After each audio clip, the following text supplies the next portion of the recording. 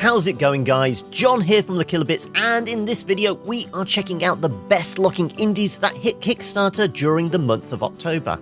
That's right, as the world rushes to snag the newest AAA titles and the latest installments in those big blockbuster franchises, I'm casting a beady eye on some cool looking indies currently in development and hopefully heading our way in the coming months and years.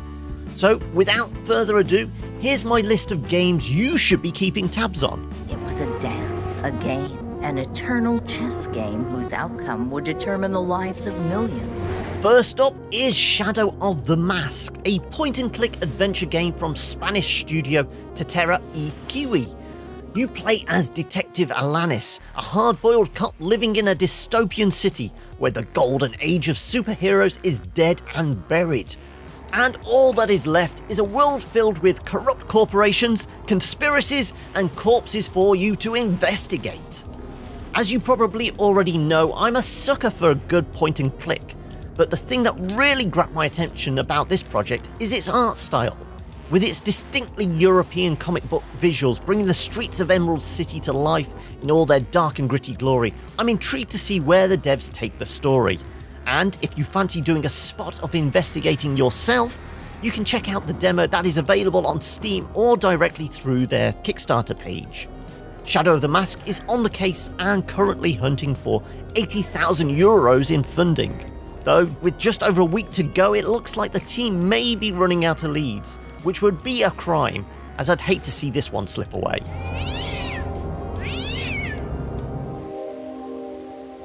Next up is Ara of the Wanderers by Bearmancer, a 2D pixel art adventure filled with oversized beasts, puzzles to solve, and hidden secrets to Ara's past. Immediately, the game feels reminiscent of indie hits such as Super Brothers Sword and Sorcery, Hyper Light Drifter, and even Fairs with its visual aesthetic. But it also gives me those pangs of nostalgia for classics such as Another World and Flashback. But it's not just about exploring these beautiful pixel art vistas and talking to giant flesh-eating wolves. The titular Ara can also hold her own in combat, despite missing an arm, that is, thanks to her handy shield and a well-aimed blast from her single-shot rifle. Ara of the Wanderers has already been in the works for 2 years and has at least another year's worth of development to go if Bearmancer can manage to raise the $35,000 they are seeking to continue work on the project.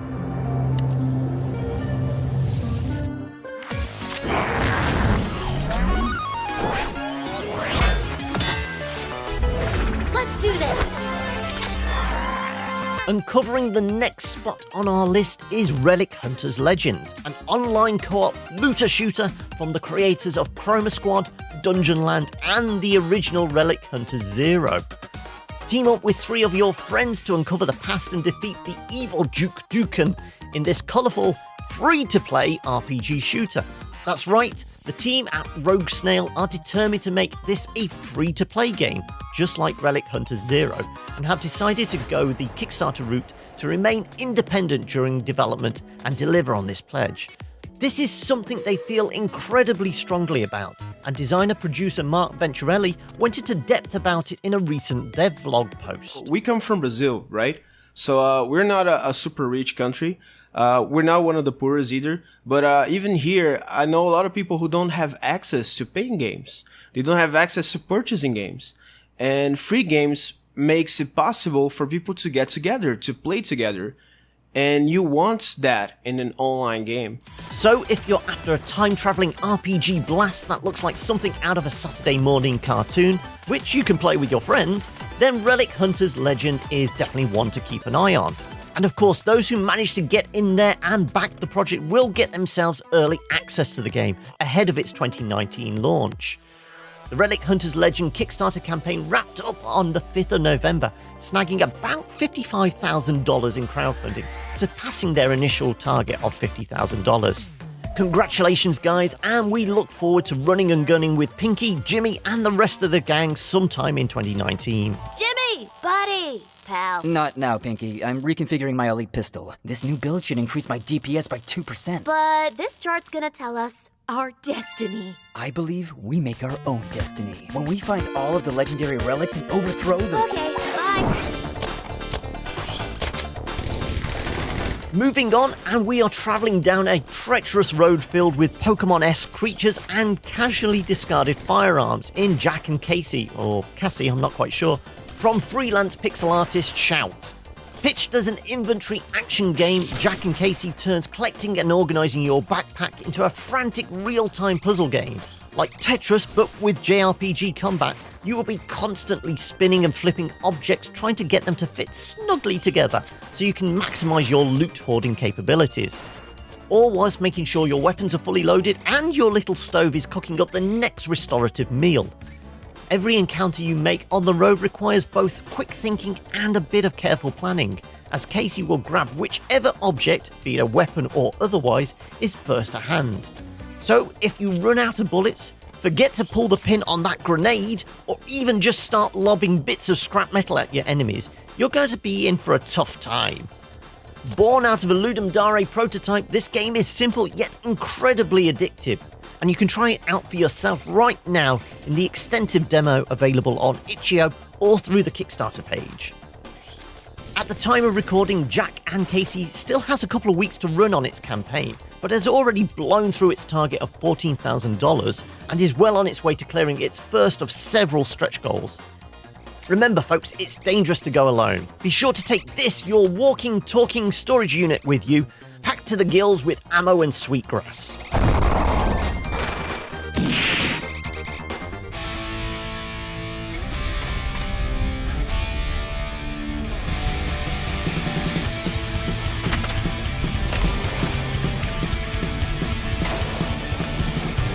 And in what has to be our top spot of indie games to come hurtling out of Kickstarter in October and November is Lonely Mountains Downhill, a gorgeous low-poly arcade-style racer that sees you pitting yourself against the mountain and the clock in a race to the finish line somewhere in the valley below. The team at Megagon Industries are crafting a stunning-looking world for you to explore on your bike. With 6 mountain ranges planned for the base game, you'll be able to pick your own lines and let gravity assist you on your downward journey to an all-new best time, or maybe a bloody nose as you crash into a rock and eat the handlebars. Everyone who has seen it cannot help but comment on how pretty the game looks, but I have a feeling it won't just be the visual aesthetics that will be winning over players, as the core gameplay loop looks to be an addictive affair that will have you keep coming back for more just to shave a few milliseconds off your time every run. Lonely Mountains Downhill is looking to come crashing our way sometime in mid-2018, with its Kickstarter campaign coming to a close in just over a week's time on November 16th. Here's hoping Daniel, Jan and the rest of the team at Megagon can become kings of the hill by reaching their goal of €35,000 and keeping this project on track.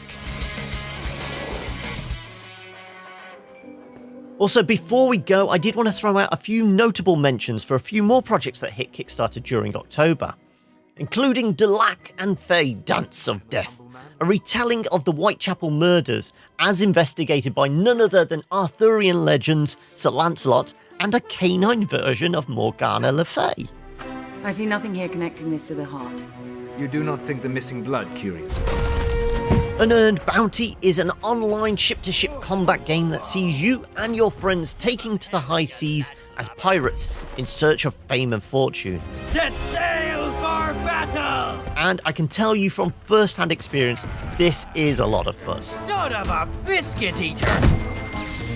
C4 sees you having a blast quite literally as Barrow, an intergalactic demolitions expert in this Besiege-esque physics puzzler. Already a firm favourite with a number of YouTubers and streamers, here's hoping the developers Pixel Games have an explosion of support in the last couple of weeks of the game's campaign.